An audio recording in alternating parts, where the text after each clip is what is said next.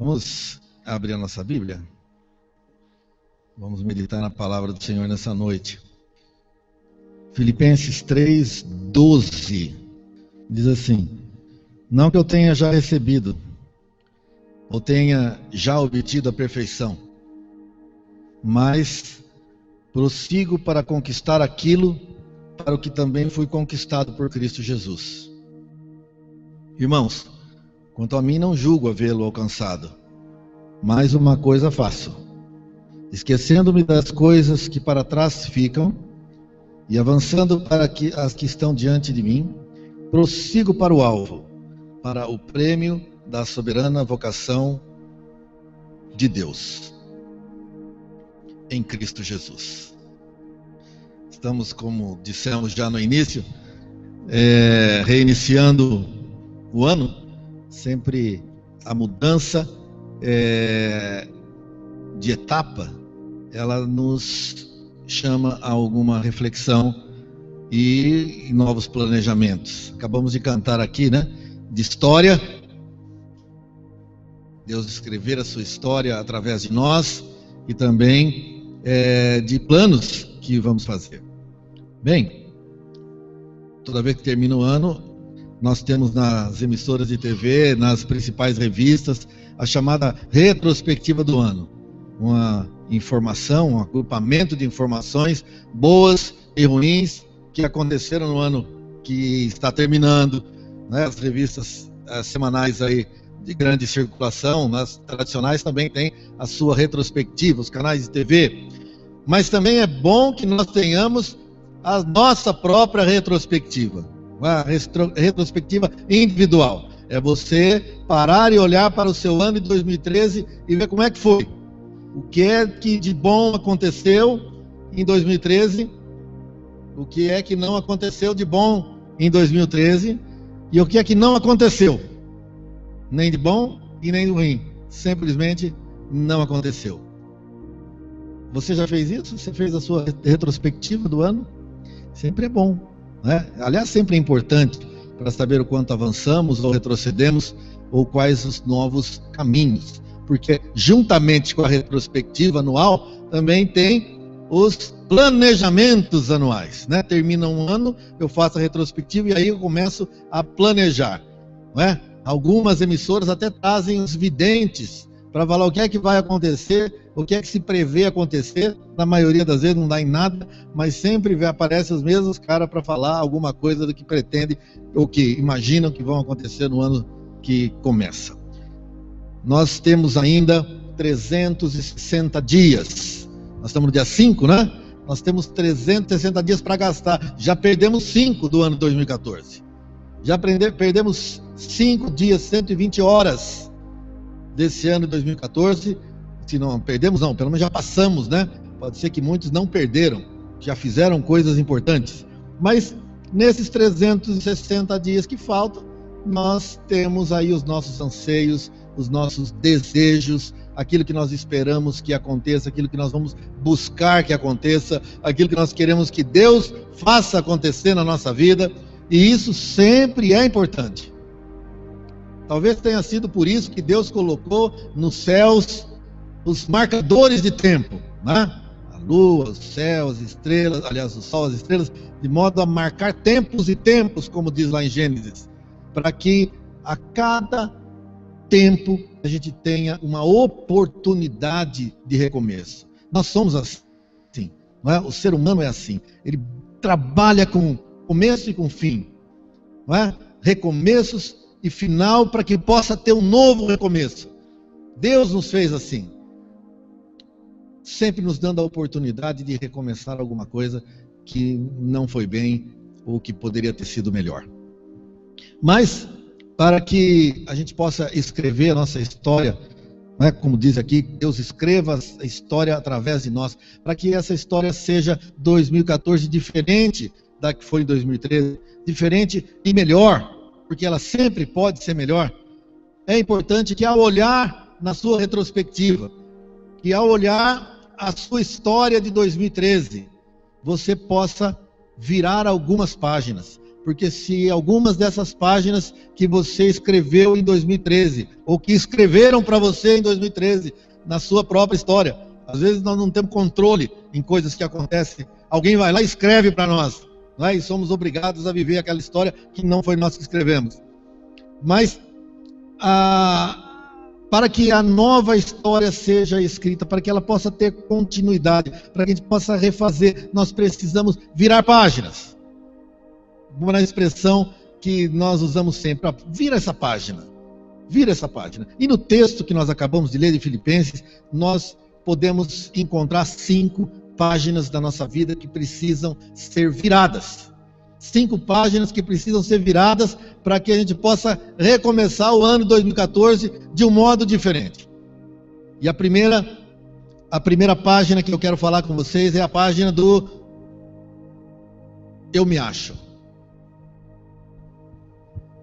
Sabe o que eu estou querendo dizer? Não é? Tem gente que se acha e escreve a sua história baseado no eu sou eu. Eu sou o bom. Eu sou o perfeito, eu faço tudo certo. Se alguma coisa deu errado é porque alguém mexeu. Se alguma coisa não foi bem, a culpa é sempre de alguém. Porque eu sou bom demais. Eu me acho. Não é? Tem gente que se acha tão bom que se esconde para poder se achar. Você se acha? Você é desses que se esconde para poder se achar? Sabe que nós nos convencemos às vezes que somos bons. E as mensagens que são lançadas diariamente nas propagandas de venda de produtos, de venda de beleza, de plásticas e de botox e de produtos de cosméticos, são sempre baseados nisso. Que você é bom, você merece a beleza, você merece se cuidar, você tem que ter um tempo para você tem que isso, e essa mensagem acabou se infiltrando também dentro das igrejas. E hoje nós temos mensagens pregadas nas igrejas que mostram o quanto você é bom, a ponto de quase você pensar, né, que Deus tinha a obrigação de salvar você, não tinha jeito.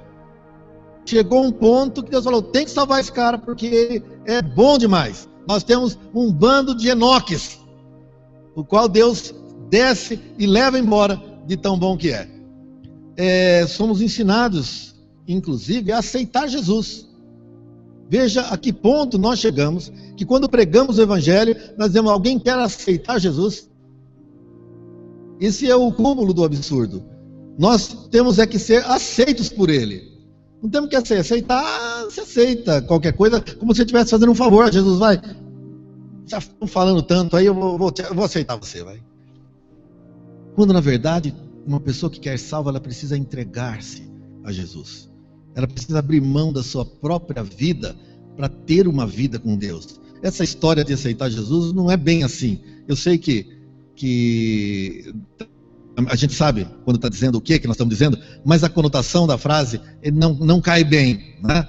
Nós é que precisamos ser aceitos por esse Deus bondoso que um dia morreu por nós na cruz. Não temos que aceitá-lo, pelo contrário, temos que pedir ao Senhor que nos aceite e venha fazer morada no nosso coração. Mas precisamos realmente reconhecer que nós somos imperfeitos. Nós somos imperfeitos. Nós não somos tão bons quanto nós achamos que somos. E eu não posso escrever uma história baseada numa mentira. Eu não posso escrever a história da minha vida em 2014 e a partir de 2014 achando que eu sou o prejudicado por Deus, eu sou o merecedor que não recebia aquilo que devia. Eu não posso continuar a história da minha vida pensando que eu sou bom e os outros são ruins e que eu sou melhor do que qualquer um e qualquer coisa que dá errado a culpa é de alguém. Eu preciso admitir que em 2013 eu errei. Mais um ano se passou e mais um ano eu não fui bom. Mais um ano se passou e mais um ano eu errei. Mais um ano eu fracassei em muitas coisas, claro que não em tudo, não é? Não somos um total fracasso, mas erramos pela nossa fraqueza, porque somos humanos. Simplesmente porque somos humanos e nós pecamos, nós falhamos, nós erramos, nós fracassamos, nós ofendemos, nós criamos problemas. E é certo que se você fizer a sua retrospectiva, você vai encontrar coisas que você fez e que gostaria de não ter feito. Às vezes coisas mais graves, outras menos graves, mas eu gostaria de não ter feito muitas coisas que eu fiz no ano de 2013.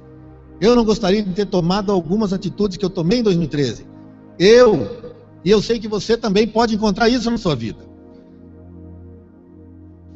Davi sentiu a sua imperfeição. Sentiu que a necessidade de reconhecer isso. Veja o que ele diz no Salmo 39, versículo 4.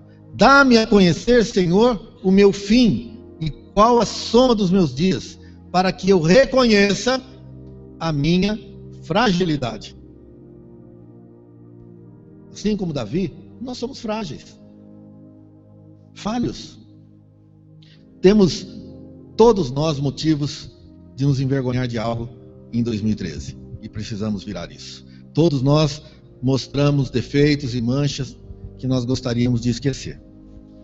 Paulo não foi diferente. Olha o que ele diz no texto, né? Ele mostra que ele reconhece que teve um passado feio. E Paulo teve um passado feio, né? Religioso, legalista, perseguidor da igreja. Paulo perseguiu a igreja. E olha o que ele diz aqui. Mostra que ele tinha vergonha disso. Não que eu já tenha recebido ou já tenha obtido a perfeição. Filipenses 3,12. E no 13 ele diz: irmãos, quanto a mim, não julgo havê-lo alcançado. Ao falar de perfeição. Ele era um religioso, mas nem a sua religiosidade o impediu de fazer coisa errada em relação à própria religião que ele servia. Olha o que ele diz aqui em Filipenses 3,6, lá no começo. Quanto ao zelo, fui perseguidor da igreja.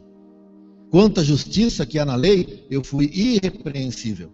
Então, apesar de irrepreensível quanto à justiça, ele, quanto ao zelo, ele não zelou corretamente e foi perseguidor da igreja. E ele mesmo diz várias coisas, só algumas aqui para vocês lembrarem. Porque eu sou o menor dos apóstolos, nem mesmo sou digno de ser chamado apóstolo, porque persegui a igreja de Deus. Em Efésios ele diz: a mim, o menor de todos os santos, foi dada essa graça de pregar o evangelho aos gentios. Em Atos ele diz: persegui esse caminho até a morte, caminho com letra maiúscula, é o caminho de Jesus. Persegui até a morte, prendendo e metendo em cárceres homens e mulheres. Passado feio o de Paulo. Muitas vezes os castiguei, diz em Atos 26, por todas as sinagogas, obrigando-os até a blasfemar. E demasiadamente enfurecido contra eles, mesmo por cidades estranhas, os perseguia. Veja que você pode estar envolvido na igreja. Você pode ser líder da igreja. Você pode ser crente antigo da igreja. E nem isso te livra das suas imperfeições e de causar atitudes que envergonham a sua vida, envergonham seu nome. Mas precisamos reconhecer a nossa imperfeição, porque quando a reconhecemos, nós nos tornamos mais brandos. Quando reconhecemos que nós não somos tão bons como achávamos que fôssemos, nós podemos compreender melhor a falha dos outros e as nossas mesmas. Podemos abrir o nosso coração para reconhecer que nós não somos tudo aquilo, nós precisamos da misericórdia de Deus. Assim como qualquer um que está ao nosso lado, que temos a facilidade de encontrar suas falhas. Aqueles que andam ao nosso redor, nós temos facilidade de apontar os seus erros. Quando reconhecemos que somos iguais, nós nos tornamos mais tolerantes com eles. E quando eu digo tolerar, não estou dizendo se conformar ou se acomodar com as suas falhas, com seus defeitos, nem com os seus e nem com os dos outros. Tolerar é reconhecer a necessidade que temos de Deus para poder sair dessa. A necessidade que nós temos da misericórdia e da graça de Deus para que possamos ser melhores. Olha o que Paulo diz a Timóteo: a mim que noutro tempo era blasfemo e perseguidor e insolente, mas obtive misericórdia. Mas obtive misericórdia. No outro tempo eu fui assim, mas mesmo desse jeito, Deus teve misericórdia de mim. Jesus conta a história de 2 homens que subiram no monte para orar. Um fariseu e um publicano. E o fariseu dizia de toda a sua grandeza, o quanto ele era bom. Aquele fariseu se achava. Eu faço isso, eu dou dízimo, eu oro tantas vezes, eu jejuo. E o publicano foi lá, um reconhecedor de quem ele era. Olha, eu não sou nada igual a esse aí, mas preciso da tua misericórdia. E Jesus que disse que o publicano, o que reconheceu, esse sim desceu justificado por Deus. Quando reconhecemos quem na verdade nós somos justificados pelo Senhor dos Senhores, pelo Rei dos Reis. Reconheça. Primeira página, para de se achar. Página virada. Nesse ano, eu vou saber quem sou eu. Vou andar como eu sou. Vou olhar para mim como eu sou. Vou baixar a bola, porque eu não sou tão bom quanto pensava que fosse. Amém? A não ser que tenha um mais bom aí. Segunda página que você precisa virar é a página que te escraviza ao passado. Nós temos histórias das nossas lutas e sofrimentos escritas em 2013. E se eu ficar preso a tudo isso, eu não ando mais. Nós precisamos entender que 2013 passou. Coisas boas aconteceram, mas passou. Coisas ruins aconteceram, mas passou. E o que passou, passou. Em 2013 eu acertei. Em 2013 eu errei. Mas passou. Não adianta chorar o leite derramado. Mas eu ri e eu chorei. Mas passou. Eu não consigo fazer nada com aquilo que já foi. Eu só consigo fazer alguma coisa com o leite que ficou na panela. O leite que caiu, está perdido. Paulo diz no versículo 13: uma coisa faço, esquecendo-me das coisas que para trás ficam. Olha a frase que ele usa: esquecendo-me das coisas que para trás ficam. A palavra usada aqui, esquecer, não é esquecer de perder a memória. Esquecer, como às vezes a gente esqueci de telefonar para uma pessoa, esqueci de fazer tal coisa, porque escapou da memória. Não é essa a palavra que ele usa aqui, mas esquecer no sentido de que não me preocupo mais com aquilo. Aquilo não faz mais interferência, não traz mais interferência sobre a minha vida. As coisas que para trás ficaram, elas ficaram. E eu não posso deixar que elas interfiram negativamente naquilo que eu tenho que viver durante o ano de 2014. Olhe o seu passado como experiência. O passado serve para isso, para você adquirir experiência. E se você errou, tente corrigir seu erro, mas não deixe que você se torne escravo do seu passado, que você fique preso ao seu passado. Você pode pensar: não, a vida já me machucou demais em 2013.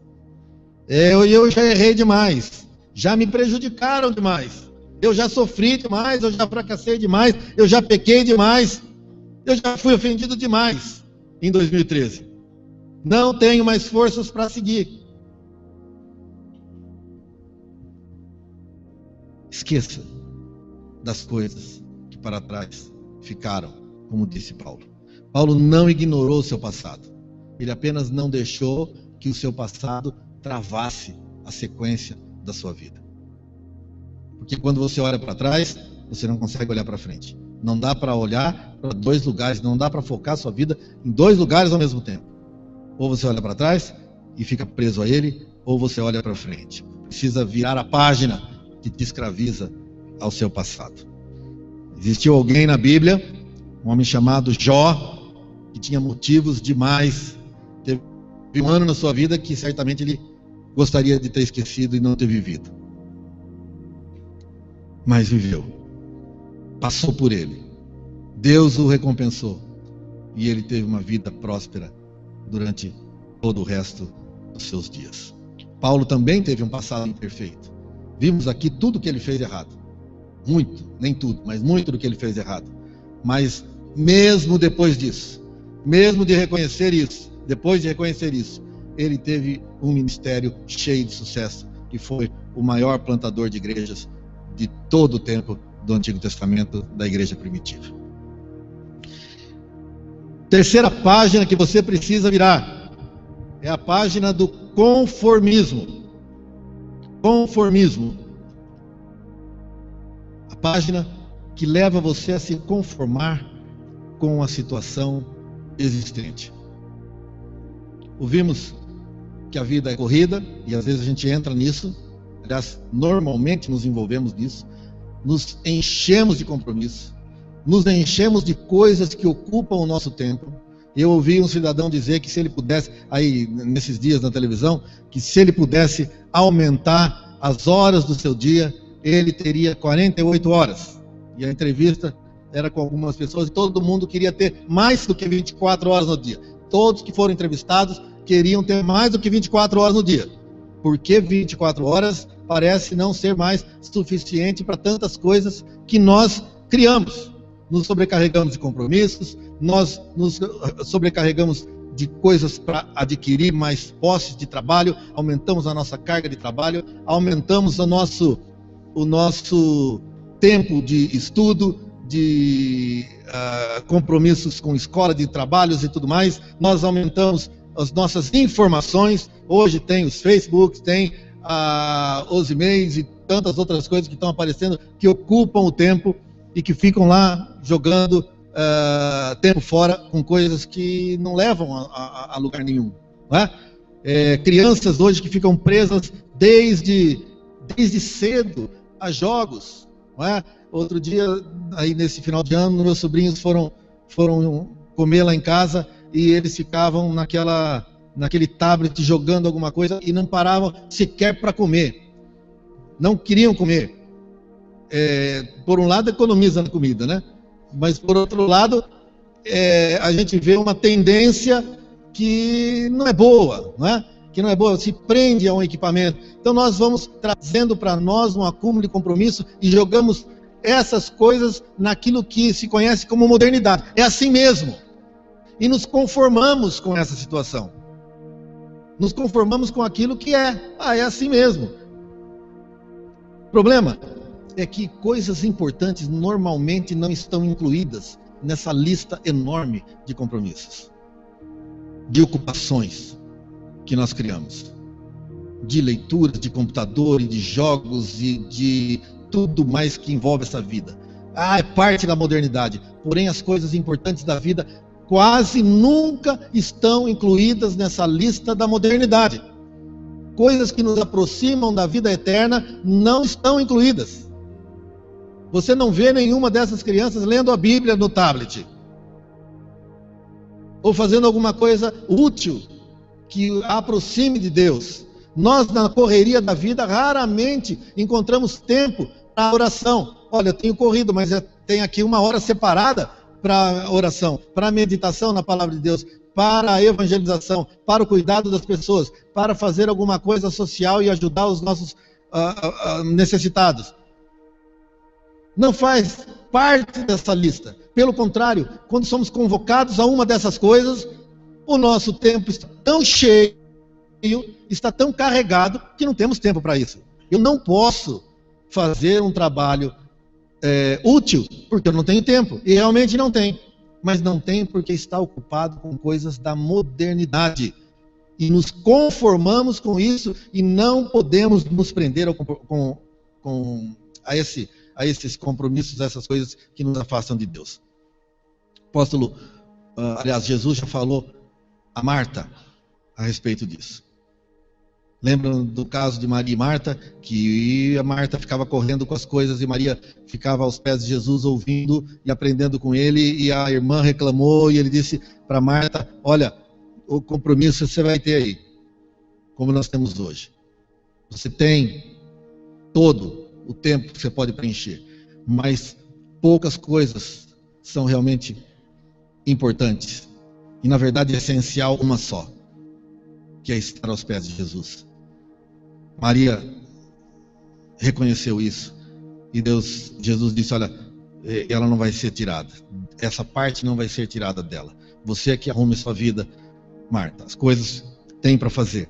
Compromissos existem. Mas nós não podemos deixar de lado o nosso tempo com o nosso Deus. Coisas que nos aproximam de Deus. Não coisas que nos aproximam da terra.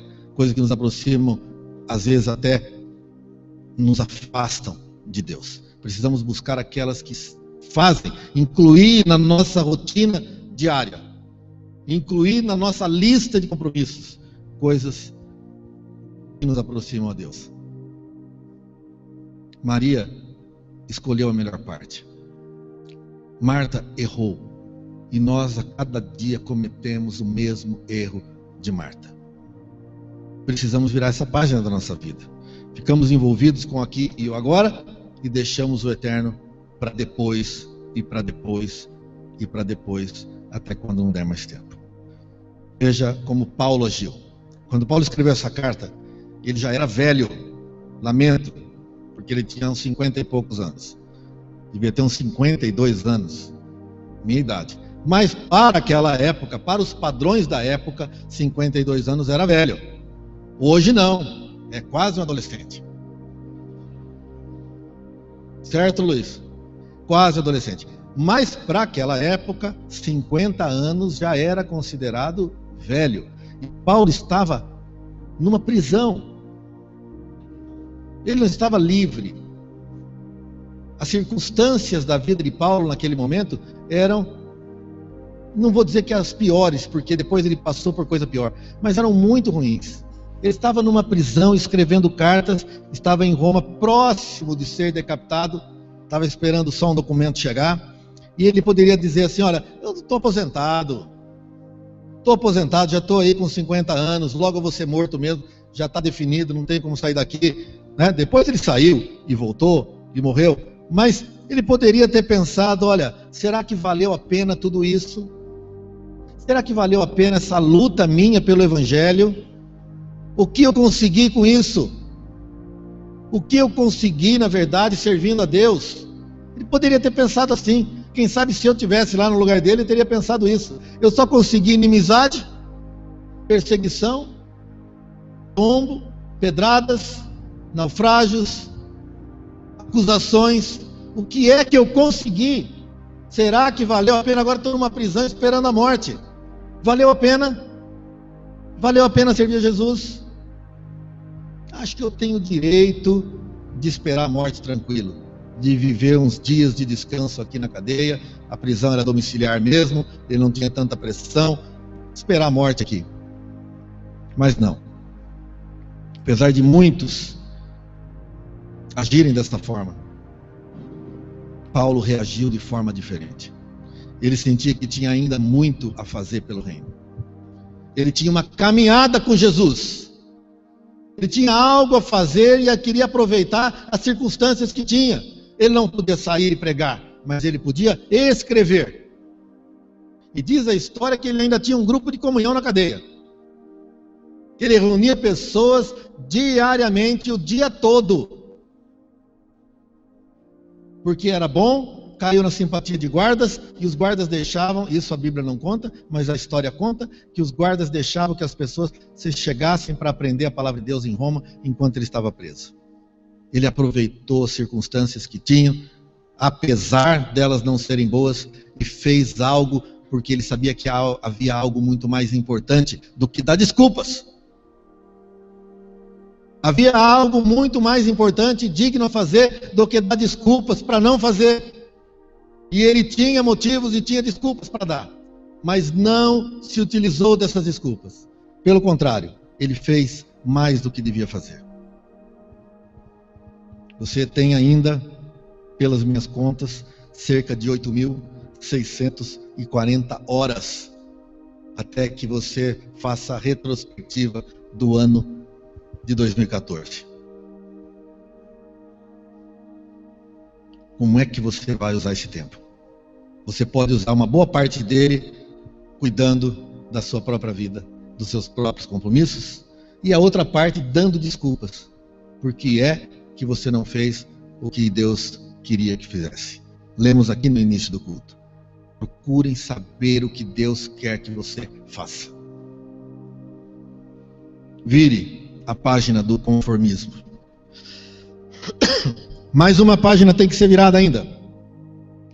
É a página do comodismo. É a quarta página que o texto nos ensina a virar.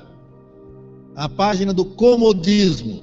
Também é gostoso termos situações que não nos incomodam, que não nos fazem mexer do lugar, que não nos tiram daquilo que hoje se chama de zona de conforto, que não nos tira do nosso sossego, da nossa tranquilidade, que não exige de nós mudança, que mantém as coisas no piloto automático, não é? Agora que eu consegui colocar a vida no piloto automático e deixar ela correr, eu não quero que alguém venha interferir para mudar. Mas eu quero dizer que não é isso que Deus quer. Na verdade, Deus espera um esforço extra, sempre, de cada um de nós. Você deve se livrar daquele ditado: o time que ganha não se mexe. Não se prenda à situação que você vive. Não se prenda ao comodismo, não se contente com ele. O povo de Israel, quando foi levado depois dos 40 anos e chegou à beira do Jordão, antes de atravessar o Jordão, ele poderia ter ficado com o número de pessoas que tinha por muito mais tempo, mesmo que crescesse muito. Eles poderiam ter ficado onde estavam, aquém do Jordão, ao lado oriental do Jordão, antes de atravessar, antes de conquistar Jericó. Eles podiam ficar ali. Eles não precisavam, eles tinham espaço para ficar e viver ali. Era uma terra boa, era um lugar bom. Eles podiam viver por muitos anos naquele lugar. Para que atravessar o Jordão e ficar lutando com os outros, morrendo, batendo, ganhando, perdendo, correndo atrás das coisas, conquistando coisas? Eles não precisavam disso. Mas era isso que Deus queria que eles fizessem. Eles tinham muito a conquistar. Eles tinham toda a terra a conquistar. Deus tinha muito mais a dar para eles.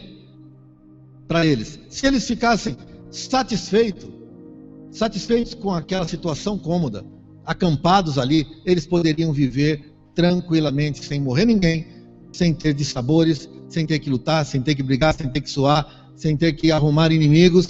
Eles poderiam se acertar naquele lugar. Mas não foi isso que Deus quis. Haveria lutas, haveria desconforto, haveria até mortes. Mas era parte do que Deus esperava deles para conquistar a terra prometida. Não era para que eles ficassem cômodos, porque o comodismo leva à mediocridade. Mediocridade é a situação padrão de vida, é aquela que todo mundo tem, né? Às vezes pensamos no medíocre como algo abaixo disso, mas é a situação normal, padrão de vida normal que cada um tem, todo mundo tem essa. Isso aí você está vivendo na mediocridade. E não é isso que Deus espera. Deus quer algo mais de você. O próprio Deus agiu assim. Veja o que disse Marcos, capítulo 7, 37. As pessoas falando a respeito de Jesus, diziam assim: maravilhavam-se sobremaneira, dizendo: tudo ele tem feito esplendidamente bem. Não somente faz ouvir os surdos, como falar os mudos. Temos o exemplo da criação, onde Deus fez e disse, e viu que era tudo muito bom. Deus sempre tem algo de bom e espera que nós façamos. Nós precisamos seguir o exemplo dele e agir com excelência e buscar as coisas melhores, não medíocres, mas melhores do que aquela que nós estamos vivendo hoje. Assim fez Paulo. Olha as suas palavras: mas prossigo para conquistar. Disse, prossigo, é a palavra que ele usa. Depois, no versículo 14, ele diz, avançando para as que diante de mim estão. Ele não apenas deixa para trás as coisas que o incomodaram, mas ele prossegue, ele avança. Estranho alguém que está na cadeia falar isso. Alguém que não pode sequer se movimentar fora daquelas paredes. Ele diz: eu prossigo, eu avanço. Ele precisava fazer mais por Jesus, sabendo que Jesus esperava um esforço dele. E assim ele fez. Então, não se contente com as coisas cômodas. Não se contente com a vidinha que você está vivendo, por melhor que ela seja. Eu chamo de vidinha aqui, não estou menosprezando. Estou dizendo que a vidinha é aquela que você está feliz e tranquilo nela. Ela pode estar lá em cima até, mas ela ainda pode subir um pouco mais, porque Deus sempre espera um pouco mais de nós. Amém? E a última página que você precisa virar é a página que te prende a essa terra. Com todas essas coisas que nós falamos, cada dia mais nós firmamos o nosso pé nesse mundo. Nós firmamos o nosso pé nessa terra. E às vezes até mesmo duvidamos que existe algo depois da vida. Uma entrevista entre crentes nos Estados Unidos mostrou que mais de 80% dos crentes sequer acreditam na vida eterna, que haverá algo depois da morte. A vida desses cristãos se tornaram tão mundanas que eles até servem, são frequentadores de igrejas. São frequentadores de igrejas. Não, as pessoas pesquisadas não foram pessoas que estão na rua e não frequentam a igreja. Não, são frequentadores de igreja. Mas poucos acreditam numa vida com Deus ou longe de Deus após a morte. Uma vida com Deus, se falando de crentes após a morte. Nos esquecemos disso às vezes. E às vezes servimos a Deus, mas pelo costume. E nós temos o costume de ir na igreja todos os domingos, nós temos o costume de fazer isso, nós temos o costume de fazer aquilo. Ou eu obedeço a Deus, ou eu devo a Deus, ou eu sou grato a Deus. E por vários motivos nós servimos a Deus e estamos com Ele. Mas a questão aqui vai um pouco mais além. Será que existe algo depois? Ou será que tudo que fazemos vai se resumir aqui? Um dia essa questão incomodou o apóstolo Pedro. E ele foi até Jesus e olha a pergunta que ele fez para Jesus. Marcos 10, 28. Então Pedro começou a dizer: eis que nós tudo deixamos e te seguimos. Essa pergunta repete por mais 2 evangelhos. E agora? E com a gente? Nós largamos tudo para te servir. O que vai acontecer?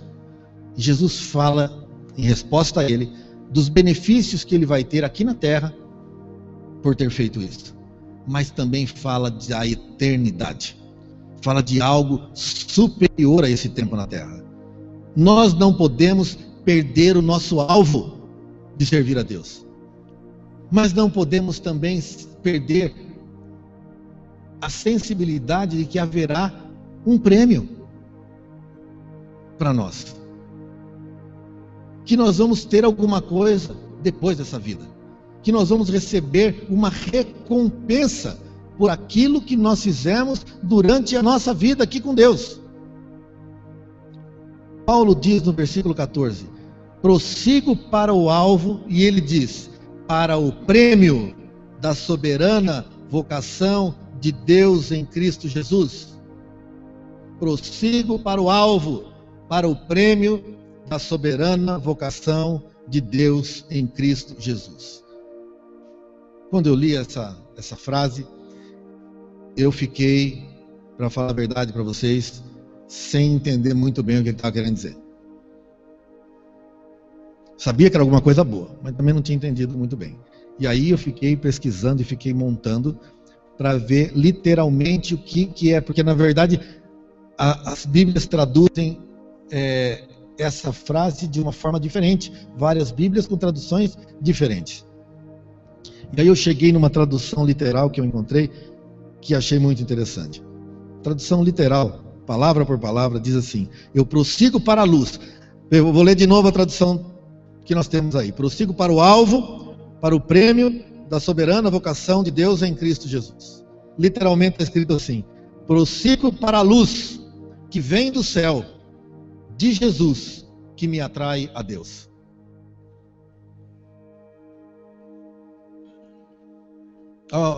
Você já deve ter observado que quando tem muito inseto, especialmente em dia de chuva, você tem uma luz acesa, os insetos são atraídos para a luz, não é? Mesmo sabendo que às vezes vão morrer, eles vão lá e dão aquelas pancadas na luz, porque a luz atrai.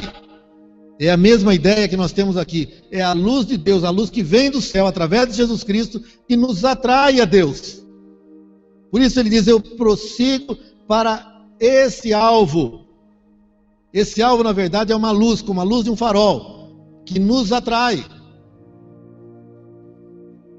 Há algo mais do que tudo que está acontecendo aqui nesse mundo. Há algo além. Há um prêmio da soberana vocação de Deus.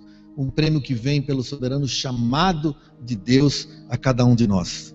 O próprio Paulo diz: nem olhos viram, nem ouvidos ouviram, nem jamais penetrou em coração humano o que Deus tem preparado para aqueles que o amam. Dá para imaginar o que é isso? Não dá. O próprio Paulo diz que não dá. Tamanha a grandeza daquilo que tem preparado para nós, nós não vimos, nem ouvimos e nem temos ideia de nada parecido com isso. Mas não podemos nos esquecer: haverá um prêmio para você. Há um prêmio esperando você. O apóstolo Paulo, pouco antes de morrer, diz: desde agora a coroa da justiça está lá me esperando. Ela está guardada me esperando.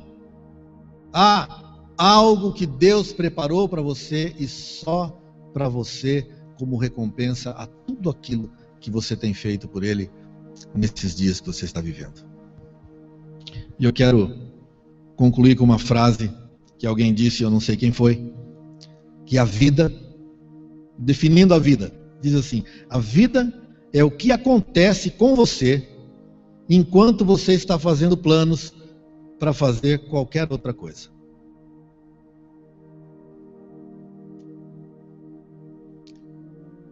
Quantas vezes caímos numa frase como essa? Você está pensando em tocando a sua vida longe e as coisas estão acontecendo à sua volta. A sua história está sendo escrita e você nem percebe. Por isso Paulo diz o que eu vou ler e que li no início do culto e vou ler agora novamente. Prestem atenção na sua maneira de viver. Não vivam como tolos, mas como sábios. Os dias que vivemos são penosos. Por isso, aproveitem bem todas as oportunidades que vocês têm. Não hajam como pessoas sem juízo, mas procurem entender o que o Senhor quer que vocês façam.